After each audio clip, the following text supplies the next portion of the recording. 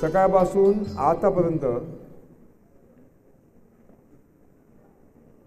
शहरी लोकांची जी मानसिकता आहे की निसर्गाचं आम्हाला काय देणं घेणं, ही मानसिकता किती चुकीची आहे हे आपल्या लक्षात आलं असेल. आणि ही लक्षात आलं असेल का निसर्ग वाचला नाही तर आपण सुद्धा जगणार नाही, आपली पुढची पिढी जगणार नाही. म्हणून निसर्ग वाचवण्याचं काम आपल्यावर ईश्वराने दिलेलं आहे, हे सुद्धा आपल्याला जाणीव झाली असेल. आणि मग आपण पुण्यात राहून आपला व्यवसाय सांभाळून आपण यासाठी काय करू शकतो, याची एक सुंदर मनामध्ये एक प्रारूप तयार झालं असेल. आणि त्यातली शेवटली कडी आहे ते म्हणजे आपल्या घराभोवताल जी जागा आहे त्या ठिकाणी आणि आपल्या छतावर भाजीपाला, फुलं, फळझाडं कशी लावावीत, फळशेतीचा आणि गच्ची शेतीचा विषय हा अत्यंत महत्त्वाचा आहे. यासाठी काही गोष्टींची आवश्यकता आहे,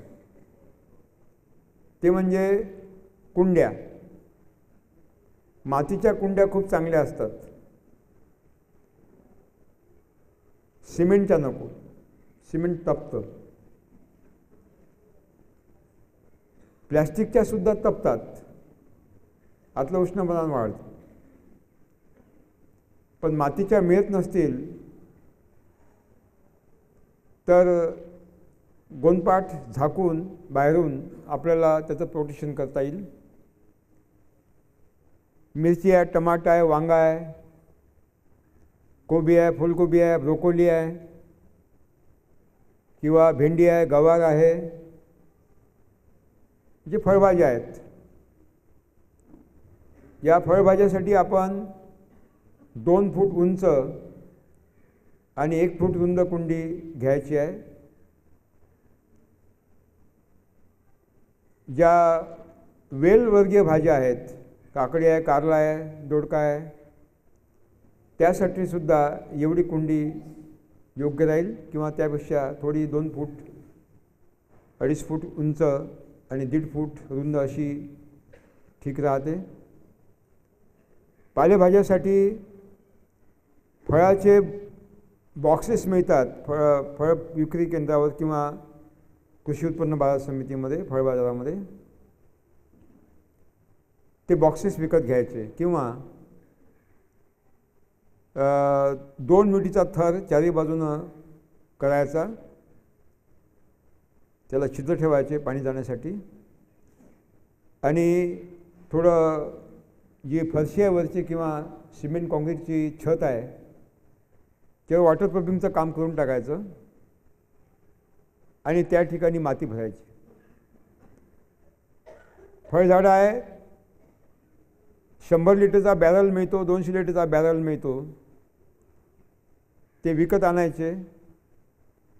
लोखंडाचा किंवा सिमेंटचा सुद्धा चालेल किंवा आपल्या प्लॅस्टिकचा सुद्धा चालेल. प्लॅस्टिकचा असेल, सिमेंटचा असेल तर बाहेरून पोतं आपल्याला झाकावं लागेल उष्णता रोखण्यासाठी.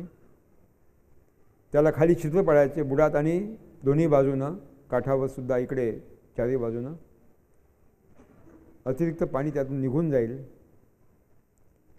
आणि सगळं साहित्य आणि माती चांगल्या प्रकारची, काळी पण चोपण नाही, चुनखडी नसलेली, वाळू मिश्रित किंवा मुरुम मिश्रित अशी माती आपण विकत आणायची. ती मिळते, ऑर्डर दिली तर तो माती आणून देतो. आणि मग शेण हवं देशी गायचं. पुण्यामध्ये गोशाळा आहे किंवा शेतकरी आपल्याला घनजीवामृत देईल. तुम्ही ते कसं आता पुढच्या मीटिंगमध्ये तुम्हाला ठरवावं लागेल की कोणता ग्रुप कुठे अटॅच करायचा. ते गोशाळेमधून शेण विकत आणायचं किंवा गावरानी गाईस भटकतात, रस्त्याने जाता आपल्याला शेण पडलेलं दिसतं, ते सुद्धा विकत आपल्याला उचलून आणता येईल. स्वतःचं शाकाहारी माणसाचं मूत्र अप्रतिम औषध आहे,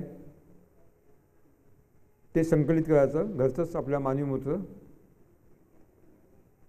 आणि घरी थोडासा गूळ ठेवायचा आणि कडधान्याचं पीठ ठेवायचं जीवामृत तयार करण्यासाठी. एवढी पूर्व तयारी करायची. आणि मग जेवढी माती आहे तेवढंच घनजीवामृत त्यात मातीत मिसळायचं. मिसळून 48 तास ढीग लावून ठेवायचा. म्हणजे जी माती आहे आणि घनजीवामृत आहे यातलं जे केमिकल रिबाउंडिंग होतं, अणुविनिमयाचं काम 48 तासात पूर्ण होऊन जाते. जैविक क्रिया वाढतात आणि बायोलॉजिकल सॅच्युरेशन जे जैविक संपृक्ती आहे तीसुद्धा मोठ्या प्रमाणात वाढते. 48 तासानंतर ते उन्हात चांगली वाळून घ्यायची. उन्हात वाळवताना जीवन मरत नाही, ते समाधी घेतात, डॉर्मन्सीमध्ये जातात. अनुकूल स्थिती झाली की पुन्हा जागृत होतात, कामाला लागतात. आणि त्या मातीनं मग कुंड्या भरायच्या. घनजीवामृत तयार करण्याचं साधं तंत्र आहे. लिहायचं असेल तर लिहून घ्या. घनजीवामृत तयार करायला घनजीवामृत कसं तयार करावं.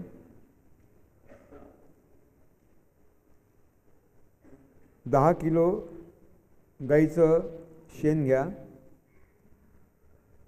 बैल असेल तर 5 किलो गाईचं, 5 किलो बैलाचं चालेल. 10 किलो शेण.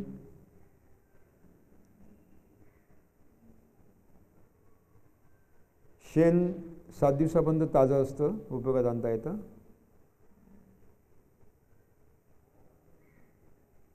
त्यामध्ये 100 ग्रॅम गूळ बारीक करून टाका.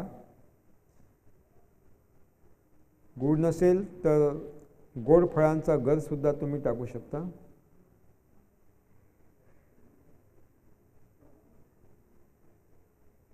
शंभर ग्रॅम गूळ, 100 ग्रॅम बेसन.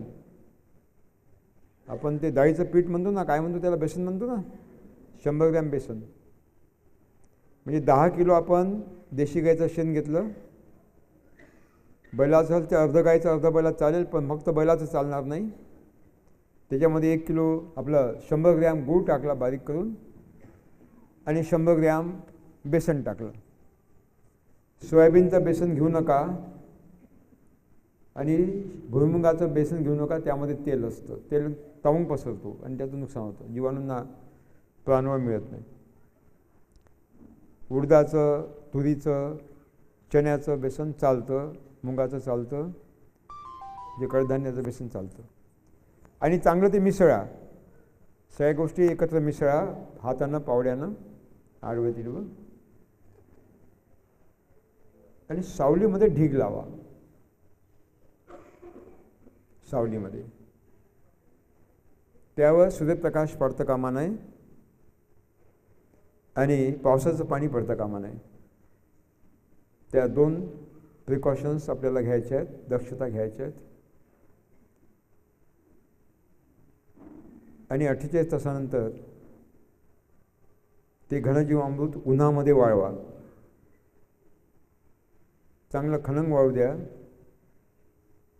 12 ते 14% आर्द्रता राहील एवढं वाळलं म्हणजे ते खनंग वाळलं समजायचं. आणि ढेकलं असेल त्याचे ते मोगरीनं बारीक करायचे, लाकडी मोगरीनं,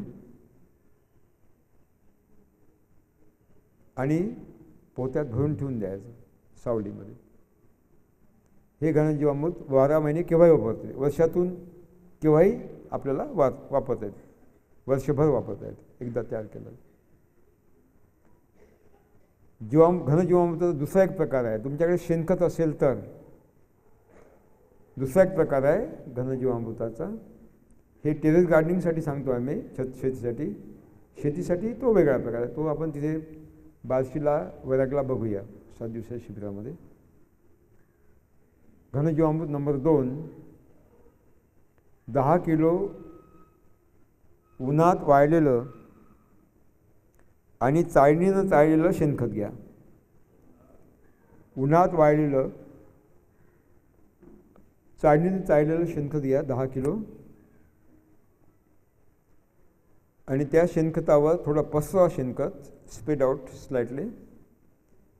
आणि त्यावर 10% म्हणजे 1 लिटर जीवामृत शिंपडा. मी सांगणार आहे नंतर जीवामृत कसं तयार करावं. ती जीवामृत शिंपडायचं नंतर मी सांगतो. ते जीवामृत शिंपडा त्याच्यावर 10 किलो शेणखतावर वाळलेल्या आणि चाळलेल्या, आणि पावड्यानं किंवा हातानं चांगलं ते मिसळा. मिक्स इट वेल.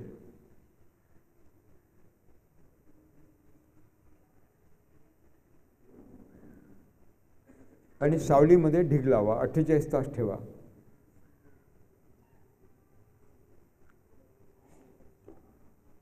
त्यावर सूर्यप्रकाश पडता कामा नये आणि पावसाचं पाणी पडता कामा नये. ही दक्षता घ्यायची.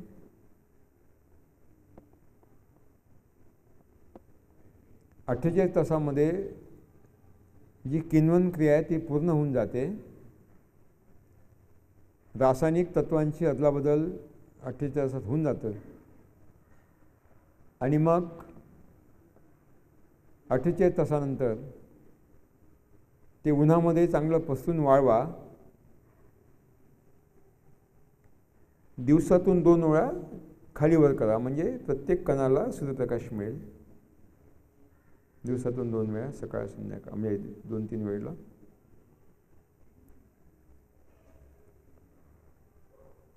पुन्हा ढेकलं असतील तरी बारीक करा आणि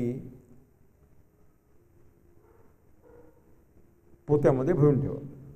1 वर्ष वापरता येते.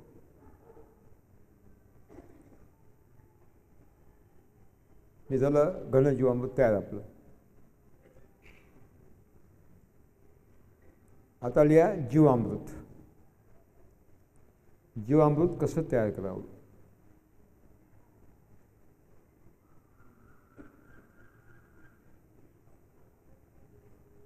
वीस लिटर पाणी घ्या. 20 litre of the water. 20 litre पाणी.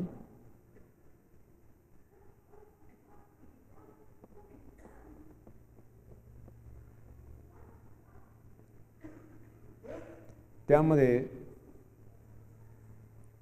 अर्धा लिटर गोमूत्र टाका.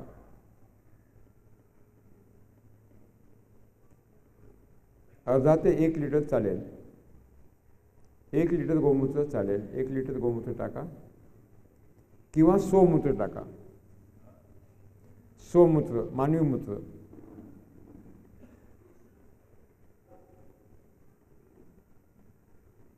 एक लिटर.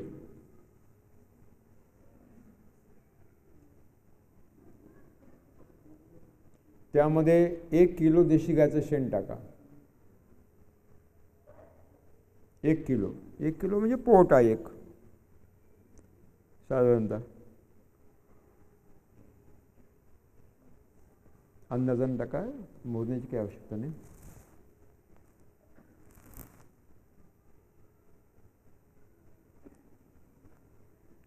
आणि मग त्यामध्ये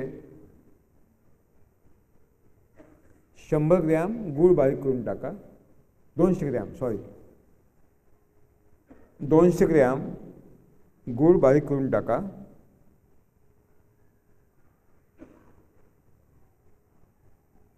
शंभर ग्रॅम टाकला तरी चालेल, काही हरकत नाही. 100 ग्रॅम टाकला तरी चालेल, काही अडचण नाही. काम भागून जातं. आणि 100 ग्रॅम बेसन टाका. 100 ग्रॅम बेसन.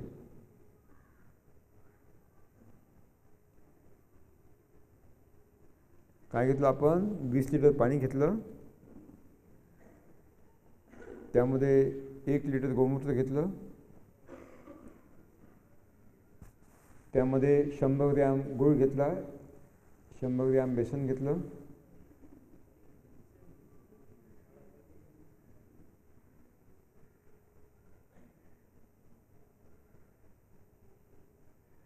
आणि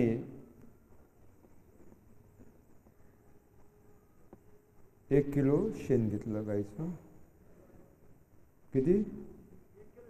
1 किलो शेण घेतलं. आणि मग हे सगळं काडीनं ढवळायचं. काडीनं घड्याळाचे काटे द्यायचे घुमतात. सव्य गती, अपसव्य नाही. सवयगतीनं सजातीय जीवाणू तयार होतात, शक्ती तयार होते. Positive forces are created by clockwise direction आणि अँटी क्लॉकवाईज निगेटिव्ह फोर्सेस. असं घोड्याचं जसं आपण घड्याळाची काठी फिरतात त्या दिशेनं. आणि सावलीमध्ये पोतं झाकून ठेवून द्यायचं 48 तास. जिथे सूर्यप्रकाश पडणार नाही, पावसाचं पाणी पडणार नाही, सावली आहे त्या ठिकाणी 48 तास झाकून ठेवायचं पोत्याने.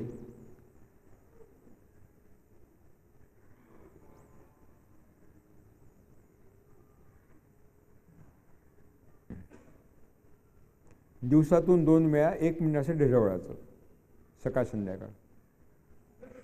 म्हणजे किण्वन क्रियाला वेग येतो. फर्मेंटेशन प्रोसेस त्याला वेगानं होते.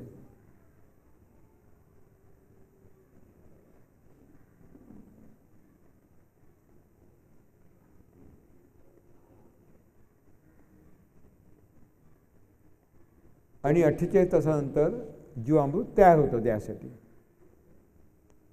48 तासानं जीवामृत तयार होतं.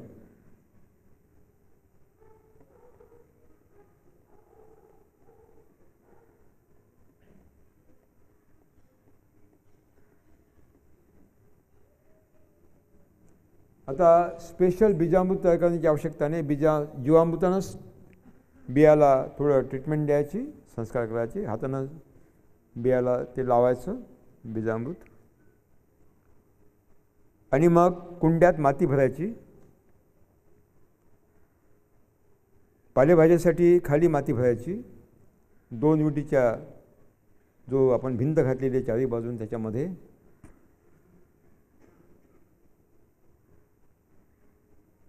त्या ड्राममध्ये माती भरायची फळझाड लावण्यासाठी.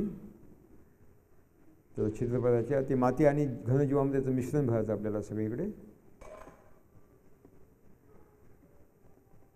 घनजीवामृत कमी असेल तर चालेल. 3/4 माती 1/4 घनजीवामृत मिसळलं तरी चालेल, मिळालं नाही तर. त्याची काही एवढी धांदल करण्याची आवश्यकता नाही. आणि माती भरली की वरून मग झारी असतो, त्याला काय म्हणतो आपण, ते झारी म्हणतो ना. हां, त्या झारीनं जीवामृत मातीवर शिंपडा तुम्ही. वरून मातीवर जीवामृत शिंपडून द्यायचं दाट ठरात.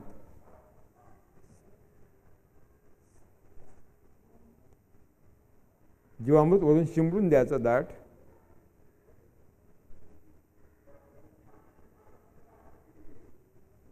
आणि जीवामृत शिंपडलं की वरून मग पाणी शिंपडायचं. तर जीवामृत ते जमिनी आतमध्ये मातीत मिसळून जाईल. आणि अतिरिक्त पाणी खालून त्या छिद्रावाटे बाहेर निघून जाईल, म्हणजे वापसा राहील मुळीजवळ.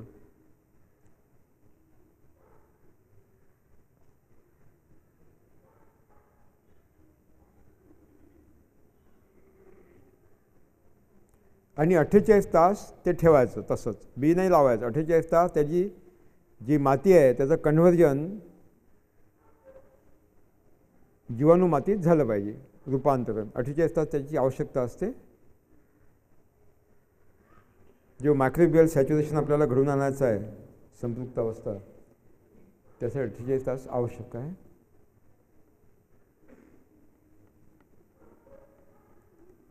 आता आपली तयारी झाली आहे की नाही. आता आपली तयारी झाली. तसेच बॉक्सेससुद्धा तसेच भरून घ्या. तिथंही जीवामृत शिंपडा, घनजीवामृत मिश्रित माती भरा आणि 48 तास ठेवून द्या. आपली आता तयारी झाली.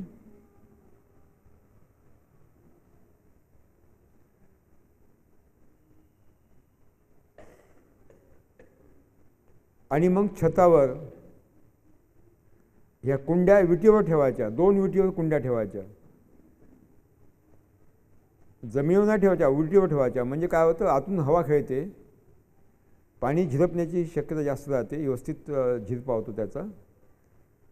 आणि त्याच्या खाली आपल्याला झाडझूडसुद्धा व्यवस्थित करता येते.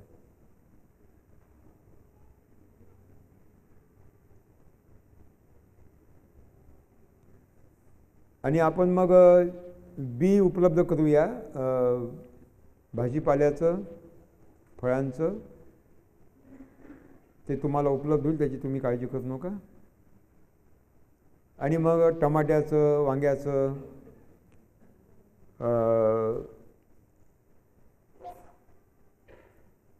संतोष गेला का? संतोष निंबाळकर.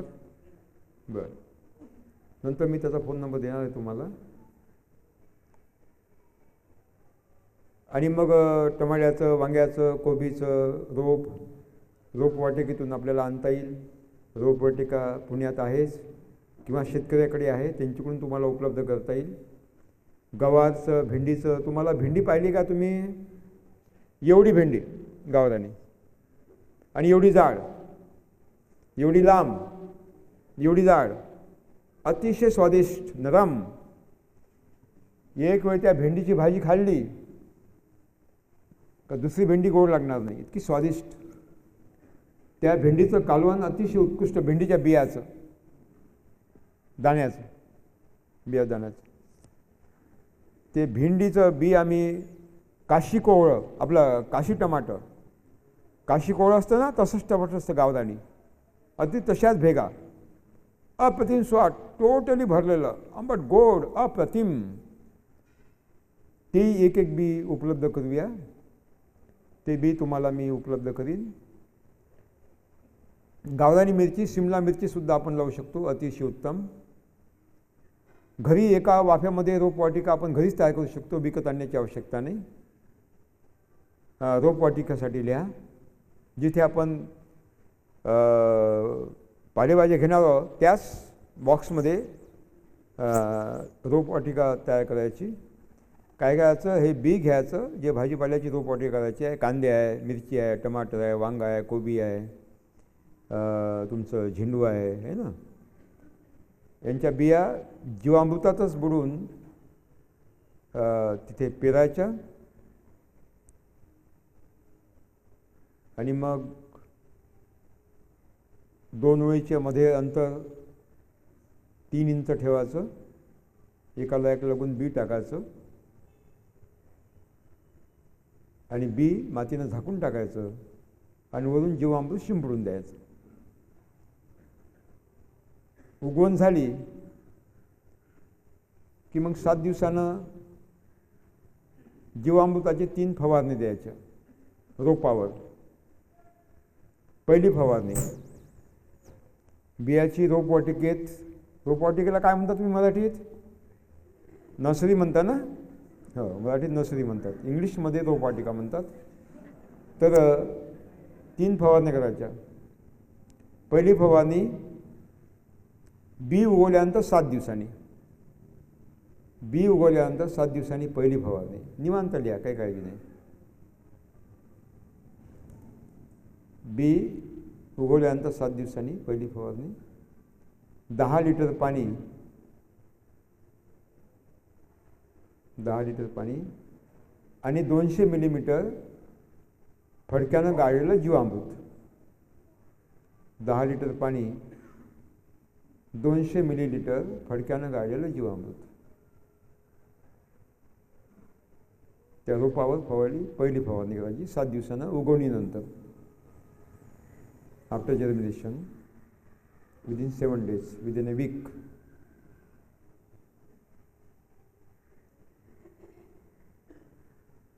ही झाली पहिली फवारणी. तिथून 7 दिवसानं दुसरी फवारणी. पहिल्या फवारणीनंतर 7 दिवसांनी दुसरी फवारणी.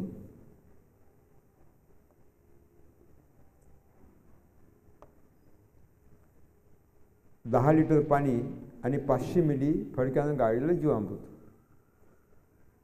10 लिटर पाणी आणि 500 मिलीलिटर, मिलीलिटर म्हणता ना, काय म्हणता तुम्ही? मिलीच म्हणता ना? हां, मिली हा लोकप्रिय शब्द आहे, पुणे जिल्ह्यात आहे ना.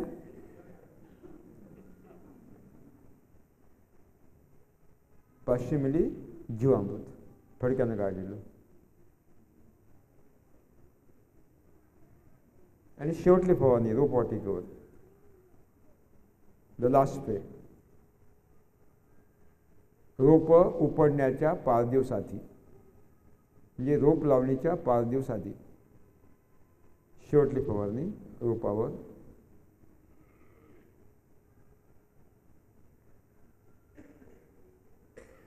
दोन 10 लिटर पाणी 200 मिली फडक्यानं गाळलेलं आंबट ताक. आंबट ताकाला काय म्हणता तुम्ही? आंबट ताक म्हणता. हां, सोर बटर बरोबर आहे. आंबट ताक 200 मिली. बस हे 3 फवारण्या करा. लिहा. फवारणी करता करता जीवामृत जमिनीवर सुद्धा पडू द्या. लिहा. फवारणी करता करता जीवामृत जमिनीवर सुद्धा शिंपडा. म्हणजे उभ्या रोपावर तर शिंपडा, सोबत जमिनीवर सुद्धा शिंपडा, म्हणजे जमिनीला सुद्धा त्याची लाभ मिळतो.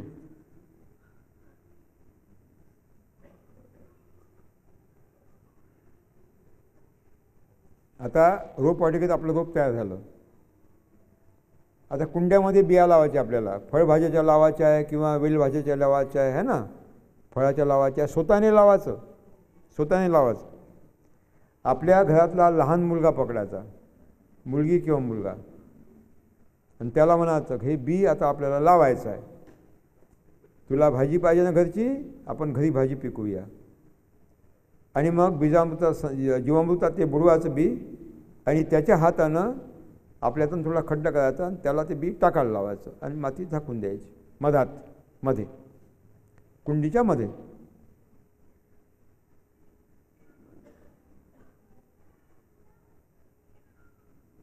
आणि जेव्हा ते दुसऱ्या दिवशी तो जाऊन बघेल बी उगवलं का नाही. आपण तर बी लावलं, नाईने सांगितलं होतं उगवते, आपण बघूया. मग तो जाऊन बघेल. एक दिवस बघेल, दुसरा दिवस बघेल, आणि ज्या दिवशी ते बी उगवलं, अंकुर वर आला, त्याला मोठा आनंद होईल. नाचेल तो, आई बघ अंकुरलं, ते आता बी वर आलं, अंकुर आला वर, आणि त्याला खूप आनंद होईल. मग त्याला म्हणायचं असं नाही चालत, त्याला जीवामृत द्यावं लागते. आणि तो मग कसं द्यावं लागते, मग असं बनवावं लागते, आणि त्याच्या हातानं एक कप जीवामृत त्याला द्यायचं. त्याची रुची निर्माण होते. मला आश्चर्य वाटलं. मुंबईत एक माझं लेक्चर होतं, आणि ते लहान मुलं, त्यांना विचारलं मी की गाईचं दूध कुठून येतं. म्हणजे कारखान्यातून येते. हे पोळी कुठून येते, तर कारखान्यातून येते. त्यांना ही माहीत नव्हतं गहू पिकवल्या जातात, गाय पाळली जाते, कारण कधी बघितले नाही. या मेकॅल्या पद्धतीच्या शिक्षणानं काय झालं की संपूर्ण आयुष्य आपण निसर्गापासून तोडला या नव्या पिढीला. जेव्हा तुम्ही त्याच्या हातानं बी टाकाल तर तो प्रत्येक गोष्ट स्वतः करेल, कारण त्याला माहीत आहे मी केलेलं आहे, मी झाड वाढवलं आहे, मी फळं. आणि जेव्हा फळ लागेल तो नाचेल, अरे मी केलं, आणि सगळ्या बालगोपालाला सांगेल. हे त्याच्या हातून करून घ्यायचं. बी लावलं. रोप लावणीच्या आधी काय करायचं, रोपाची मुळं लिहा. रोप लावणीच्या आधी रोपाची मुळं जीवामृतातच डुबवा. आता कुठं बीजामृत तयार करायचं आहे, जीवामृत डोबा आणि रोप लावणी करा. जसं कोबीचं आहे, टमाट्याचं आहे, वांग्याचं आहे, मिरचीचं आहे, फ्लावरचं आहे किंवा शिमला मिरची आहे, मध्ये रोप लावून द्यायचं. भेंडी गवार आहे, बी लावून द्यायचं. वेलभाजी आहे, बिया लावून द्यायच्या.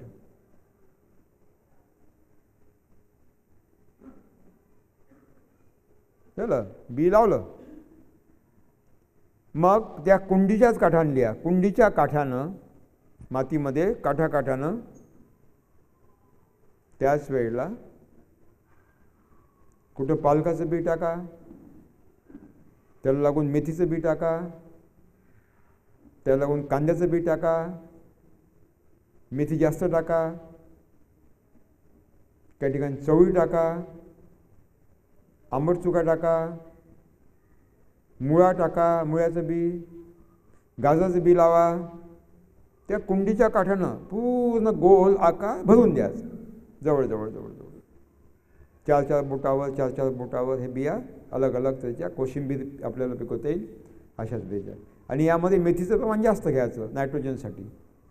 मेथी आणि चवळी, म्हणजे त्याला आपल्या शेंगा मिळतील आणि त्याला झाड नायट्रोजन मिळेल. त्या कुंडीच्या चारी बाजूनं मोठ्या कुंडीच्या सुद्धा चारी बाजूनं आणि फळ झाडासाठी आपण जे ड्रम घेतलेले त्याच्यासुद्धा चारी बाजूनं आतमध्ये. ड्राममध्ये मोठी जागा असते तर जास्त घ्यायचं घेर, 2-3 घेर घ्यायचे चांगले राऊंड भाजीपाल्याचे.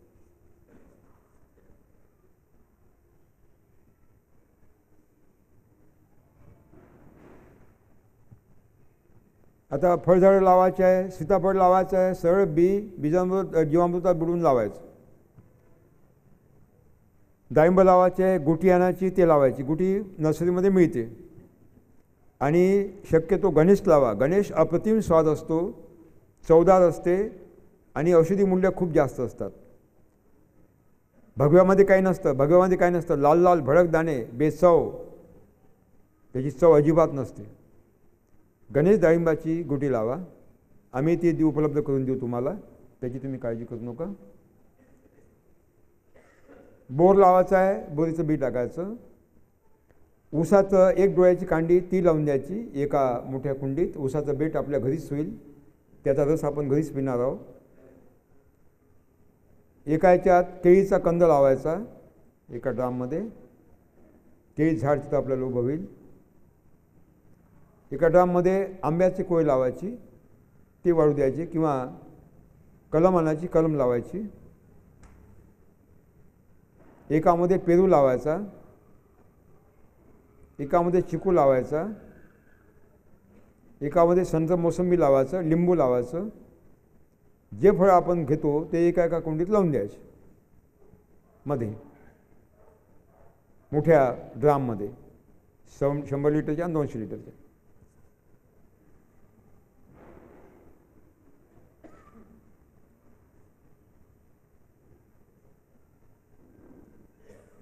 आणि मग जीवामृत देण्याची पद्धत लिहा. जीवामृत देणे महिन्यातून 2दा, दर 15 दिवसांनी, दर 15 दिवसांनी 1 कप जीवामृत प्रत्येक कुंडीमध्ये गोलाकार शिंपडून द्यायचं, असं टाकून द्यायचं. 1 कप जीवामृत, चहाचा जो कप असतो त्या कपानं. एखादी बकेट घ्यायचं, एखादी कप घ्यायचा आणि ते टाकायचं. 1 कप. पालेभाज्यामध्ये ओळीत पेरतो आपण, 2 ओळीच्या मध्ये फेकून द्यायचं, कपानीच थोडी धार.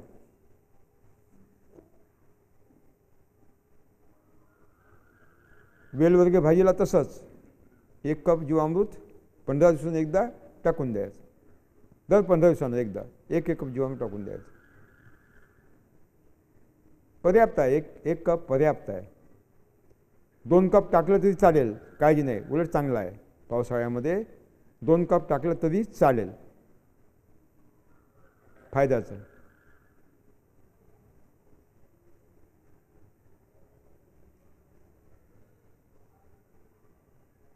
फळकुंडीला थोडंसं जास्त पाहिजे. फळा झाडाला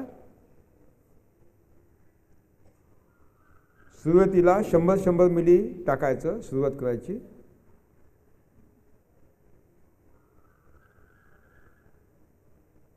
दुसऱ्या महिन्यात 200 मिली लावल्यानंतर, तिसऱ्या महिन्यात 300 मिली, चौथ्या महिन्यात 400 मिली,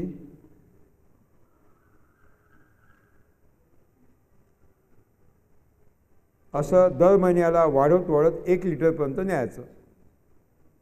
1 लिटरपर्यंत वाढवत वाढत दर महिन्याला 100 मिली वाढवत 1 लिटरपर्यंत न्यायचं फळझाडाला. आणि 1 लिटर कायम ठेवायचं पुढे, 1 लिटर कायम ठेवायचं. महिन्यातून एकदा दिलं तरी चालेल. पुढे सुरुवातीला 15 दिवसांनी एकदा द्यायचं. म्हणजे जी जैविक संपृक्ती आपल्याला घडून आणायची आहे ती लवकर आपल्याला घडून आणायची, त्यासाठी जास्त वापरायचं 15 दिवसांनी एकदा.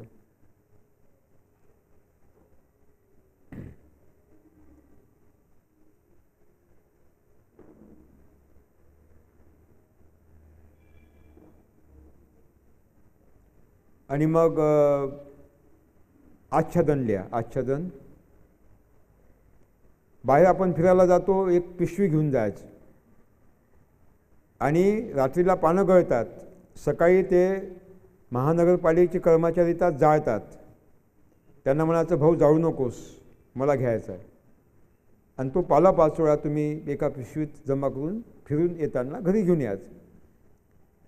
घरी भाजीपाला मावल्या चिरतात, चिरल्यानंतर बराचसा त्याचा भाग शिल्लक राहतो, तो उन्हात वाळवायचा आणि तो सुद्धा आच्छादन म्हणून वापरायचा. अशा तऱ्हेनं आपल्याला आच्छादन मटेरियल आपल्या जाग्यावरच मिळतं, कुठून बाहेर आणावं लागत नाही. आणि ते आच्छादन आपण वरून झाकून टाकायचं जमिनीवर, त्या कुंडीमध्ये जिथे रिकामी जागा असेल ते आच्छादन झाकून टाकायचे. 2-3 बोटं जाडीचं आच्छादन पाहिजे, जास्त नको, 2-3 बोटाचं पर्याप्त आहे.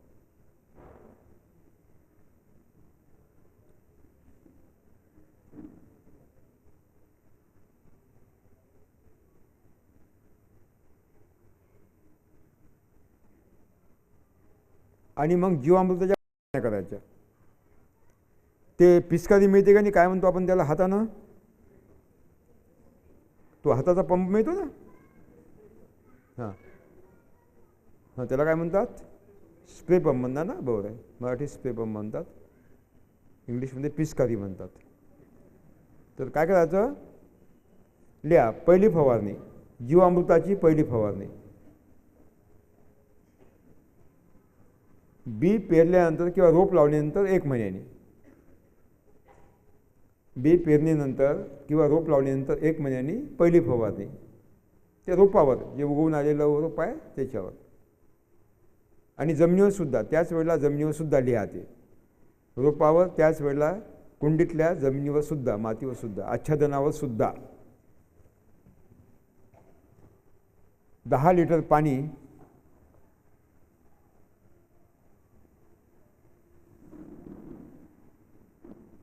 200 मिली जीवामृत.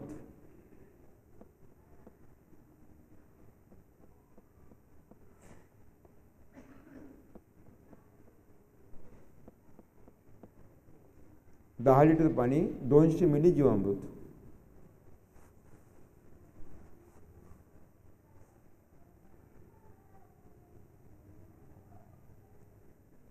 तिथून 21 दिवसांनी दुसरी फवारणी.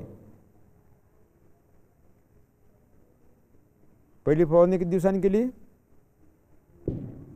रोप लावणीनंतर, हां 1 महिन्याने. तिथून 21 दिवसांनी दुसरी फवारणी, 3 सप्ताह के बाद. तीसरा छिड़काव, दूसरा. 10 लिटर पाणी आणि 500 मिली फडक्यानं गाळलेलं जीवामृत. 10 लिटर पाणी आणि 500 मिली फडक्यानं गाळलेलं जीवामृत.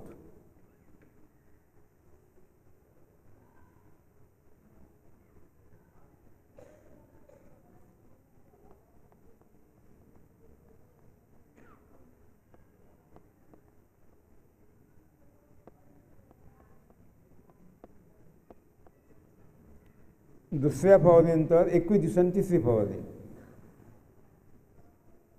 दुसऱ्या फवारणीनंतर 21 दिवसांनी तिसरी फवारणी.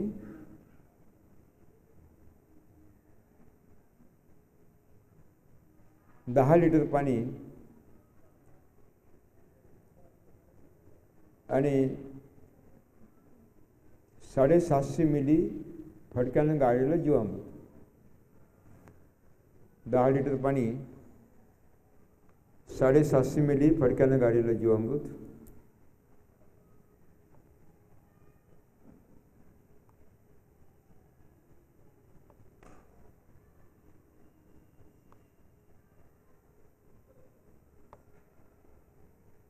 तिथून 21 दिवसांनी चौथी फवारणी.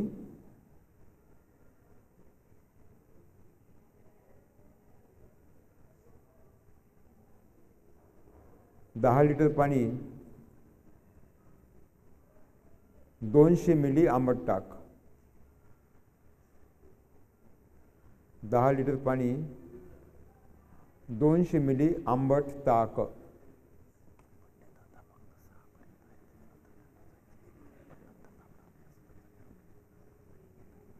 बसू सांग. 200 मिली आंबट ताक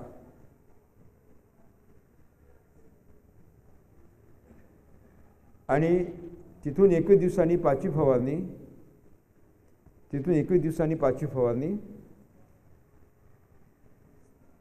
10 लिटर पाणी आणि 1 लिटर जीवामृत फडक्यानं गाळलेलं. 10 लिटर पाणी 1 लिटर जीवामृत.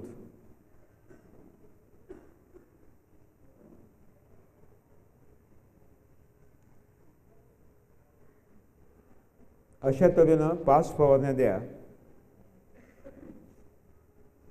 त्याच्यापुढं प्रत्येक 21 दिवसानं 10 लिटर पाणी 1 लिटर जीवामृत ती पुढं चालू ठेवायची.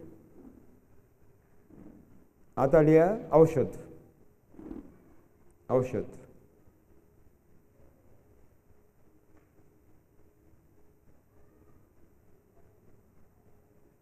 20 लिटर पाणी घ्या. 20 लिटर पाणी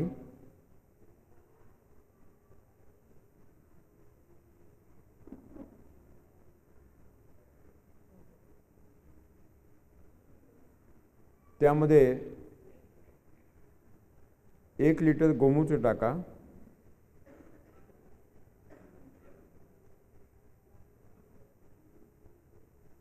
1 लिटर गोमूत्र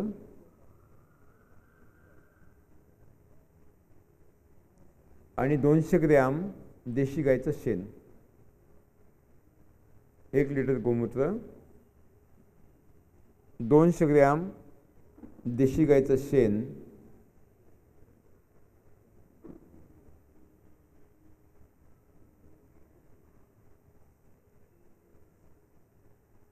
आणि 1 किलो कडुनिंबाचा पाला थोडा ठेचून टाका. म्हणजे कडुनिंबाच्या फांद्याच तोडायच्या बारीक लहान लहान पत्त्यासकट. ते तुकडे करायचे, थोडं ठेचून घ्यायचं त्याला, थोडं जास्त नाही, ते टाकून द्यायचं.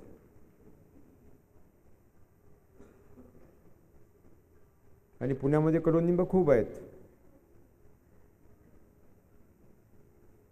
आणि कडुनिंबाचे पानं जर मिळत नसतील तर लिहा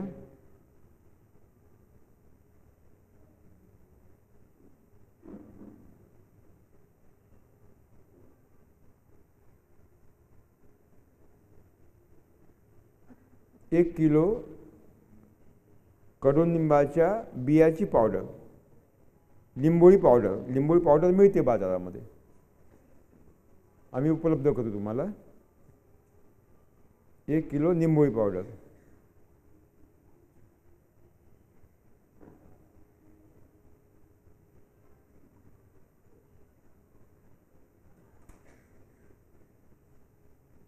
झालं. त्याच्यामध्ये 50 ग्रॅम हळद पावडर, 50 ग्रॅम हळदीची पावडर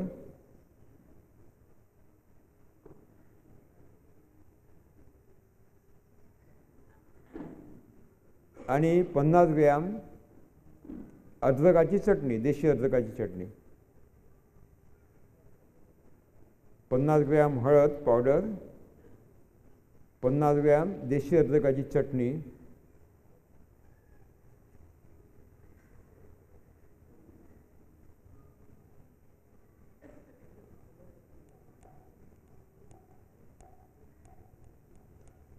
शंभर ग्रॅम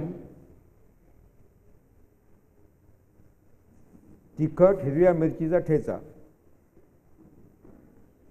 100 ग्रॅम तिखट हिरव्या मिरचीचा ठेचा.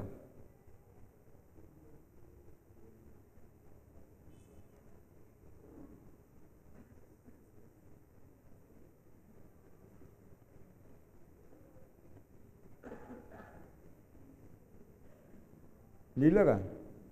100 ग्रॅम तंबाखू. 100 ग्रॅम तंबाखू,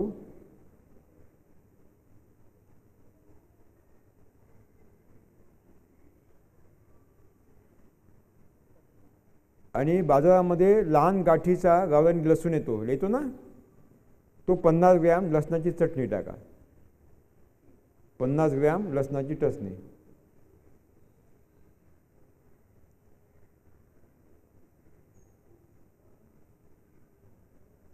आणि ते चांगलं ढवळा.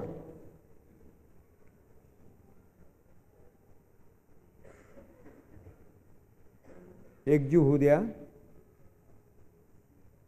आणि सावलीत पोतं झाकून ठेवा. सावलीत पोतं झाकून ठेवा.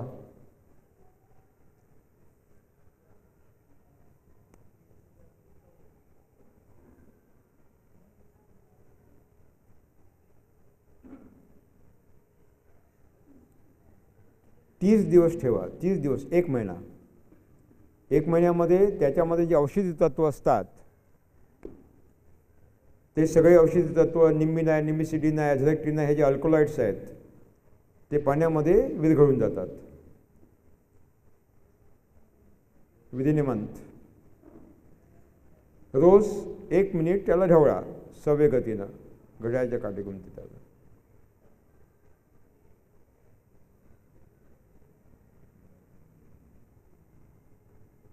आणि 30 दिवस ठेवा, सावलीत ठेवा, पोतं झाकून ठेवा. त्यावर सूर्यप्रकाश पडणार नाही आणि पावसाचं पाणी पडणार नाही याची काळजी घ्या. 1 महिन्यानंतर आपल्याजवळ छानपैकी औषध तयार होतं.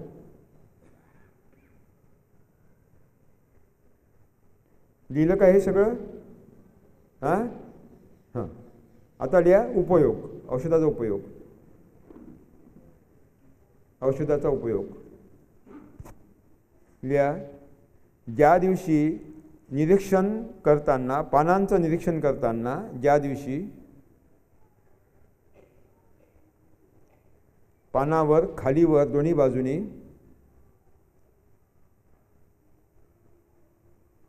किडीची अंडी दिसतील किंवा लहान लहान कीड दिसेल,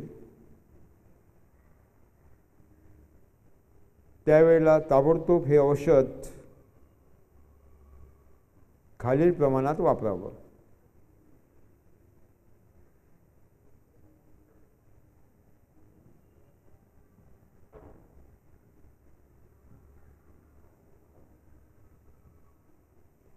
दहा लिटर पाणी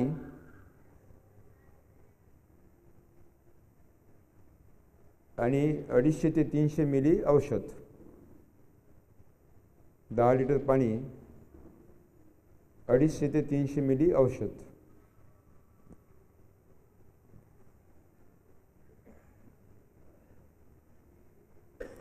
आता लिहा गोमूत्राची फवारणी. जर गोमूत्र उपलब्ध असेल तर गोमूत्राची फवारणी लिहा.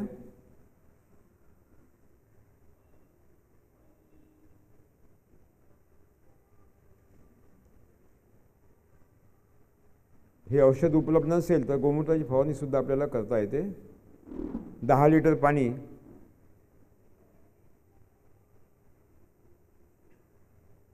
10 लिटर पाणी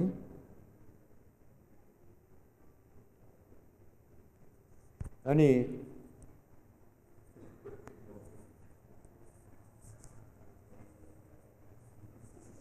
200 मिली गोमूत्र. गोमूत्र जेवढं जुनं तेवढं चांगलं, शेण जेवढं नवं तेवढं चांगलं. अशा तऱ्हेनं त्याचं नियोजन करा. जर फुलाच्या स्थितीमध्ये आपल्याला बघायचं आहे की पाणी जास्त देऊ नका.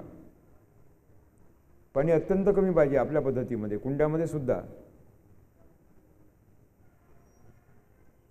7 दिवसांनी एकदा पाणी दिलं तरी चालेल, कारण आच्छादन आहे, ओलावा टिकून राहतो. नाही तर 1 दिवसाआड पाणी देता येते. पाण्यात निचरा झाला पाहिजे, म्हणजे फुलगळ होणार नाही. आणि जेव्हा मग फळं पकडायला लागतील तेव्हा एकदा आंबट टाक आणि एकदा जीवामृताची फवारणी करा. 10 लिटरला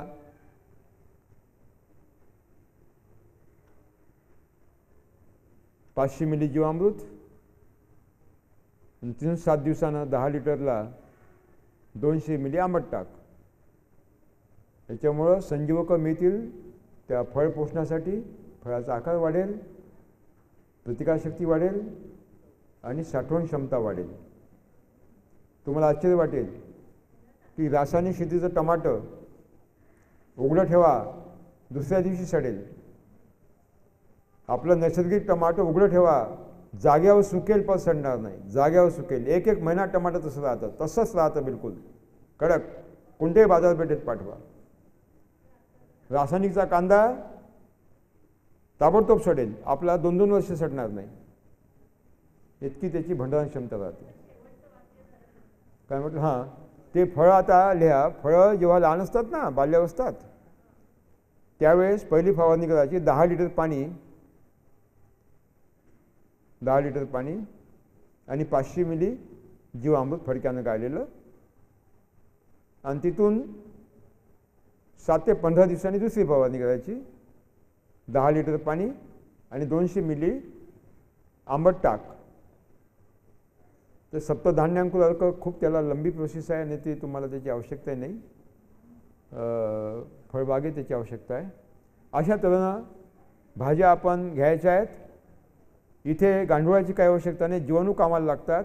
जीवामृत हे जीवाणूचं विर्जन आहे, त्याच्यामुळं गांडूळं तुम्ही बघू नका. गांडूळ दिसत नाही, गांडूळ दिसत नाही, लगेच फोन. काही आवश्यकता नाही, काही आवश्यकता नाही.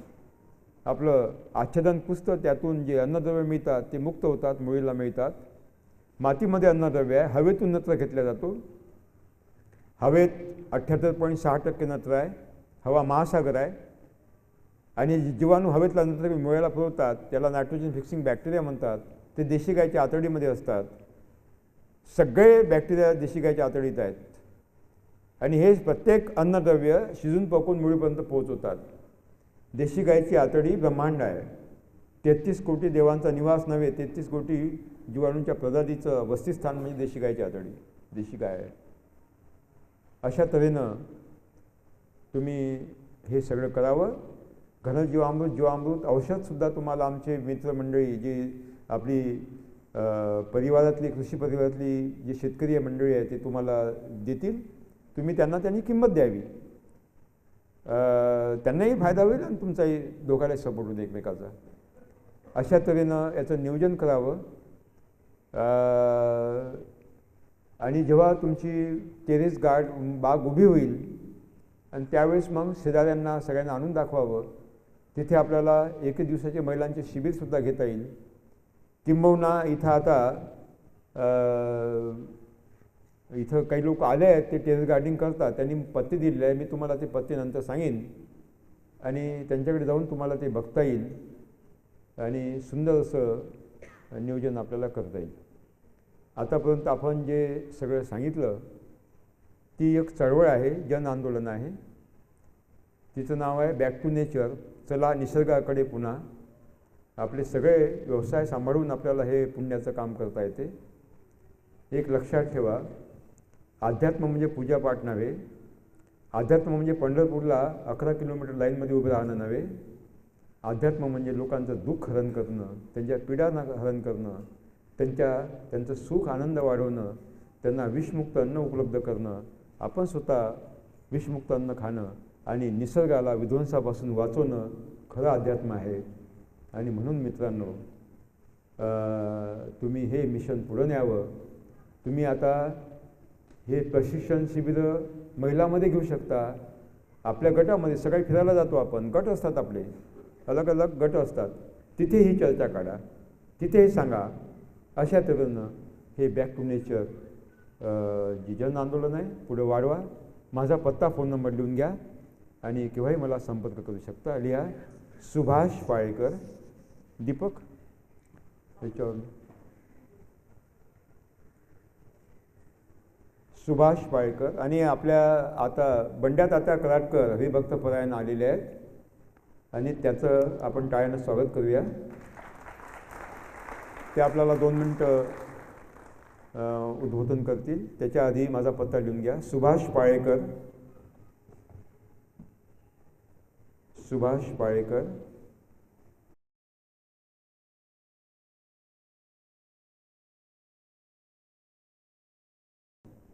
धन्यवाद. जय हिंद, जय भारत. याकरता ते आपल्याला सक्रिय राहण्याकरता त्याची जोरदार टाळ्या आपण स्वागत करूया. बंड्यादादा कराडकर 5 मिनिटांमध्ये आपल्यासमोर ते आपले मनोगत व्यक्त करतील.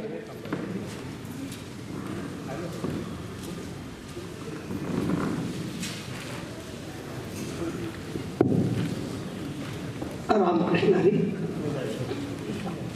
मी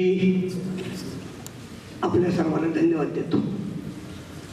धन्यवाद एवढ्यासाठी की पुणे हे महाराष्ट्रामध्ये विद्येचं माहेर म्हणून ओळखलं जातं आणि पुण्यामध्ये खूप बौद्धिक असं काही मार्गदर्शन नेहमी चालतं. दुर्दैवानं ज्याला आपण बौद्धिक म्हणतो ते बौद्धिक न राहता सध्या बुद्धू अशा तऱ्हेनं होत आहे आणि दिवसेदिवस आपण कुठेतरी मिसगाईड होऊन विनाशाकडे वाटचाल करतो आहोत. प्रकार असा आहे, आम्ही कीर्तनकार असल्यामुळे आम्हाला गोष्ट सांगायची सवय आहे. 1 मिनिटातच तुम्हाला दृष्टांत सांगतो की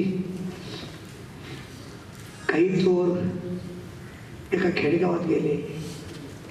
एका घरावर त्यांनी दरोडा टाकला आणि घरात एक वयोवृद्ध म्हातारी होती, तिच्याकडून ते सगळं दागिने पैसे वगैरे घेतले.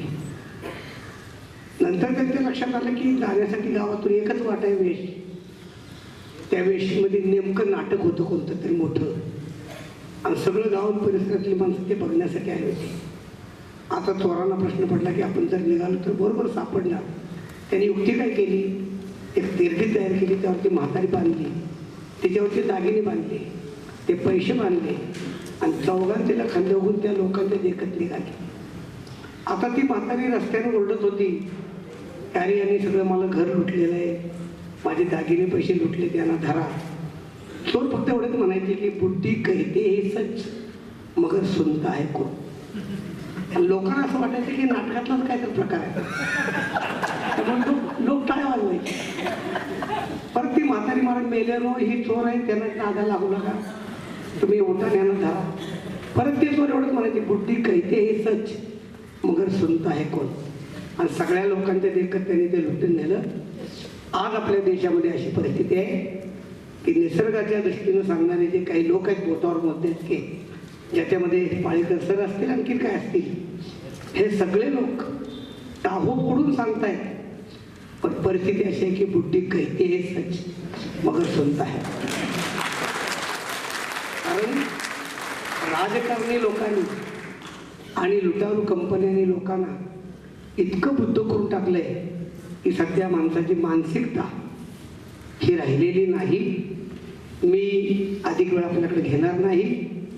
मी इथल्या संयोजकांना धन्यवाद देईन, विशेष म्हणजे सरांना धन्यवाद देईन की अशा तऱ्हेनं जेव्हा पुणे या शहरातून माझ्यासारख्या माणसाला थोडासा संभ्रम पडलेला होता आणि अजूनही आहे, म्हटलं पुण्यात सर काय सांगणार, पुणे म्हणजे फॅशन वगैरे यानं सगळं पुण्यात आता हे कुणाला सांगायचं.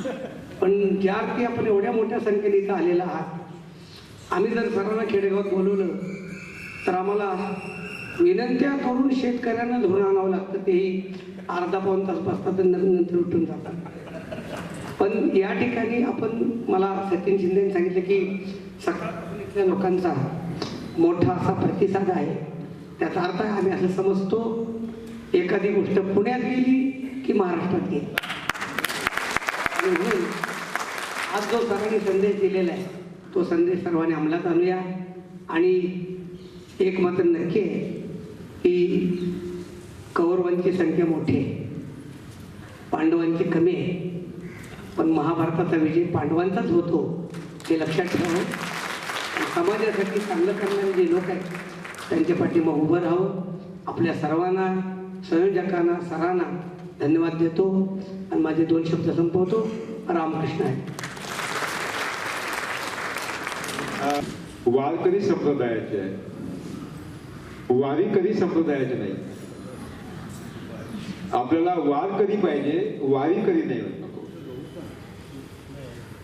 आणि डाऊचं जे प्रकरण गाजलं पूर्ण हिंदुस्थानात, आणि एक खरी भक्त परायण वारकरी संप्रदायाचा एक संत पुरुष जेव्हा हातात खडके घेऊन उभा राहतो आणि त्या कंपनीला पळवून लावतो, तुकाराम महाराजांना हेच हवं होतं ना, हेच हवं होतं. भले ते देव काशीची लंगोटी नेतो नाठ्याची काठी देव माथा. आणि तेच तर खरं तत्वज्ञान आहे. तिथे 11 किलोमीटर लाईन मध्ये उभं राहून पंढरनाथ पाहत नाही. ते दुष्प्रवृत्ती आहे, समाजात ढोंग आहे आणि शोषण आहे, याच्यावर जो वार करेल तो वारकरी आणि ते वारकरी संप्रदाय झिरो बजेट रेस्ट्रिक्शनचं अभियान पुढे नेणार आहे. त्याबद्दल तात्या आपले खूप खूप धन्यवाद. आपण आल्याबद्दल आपले शुभेच्छा. धन्यवाद सर. आपण इथे आता थांबूया.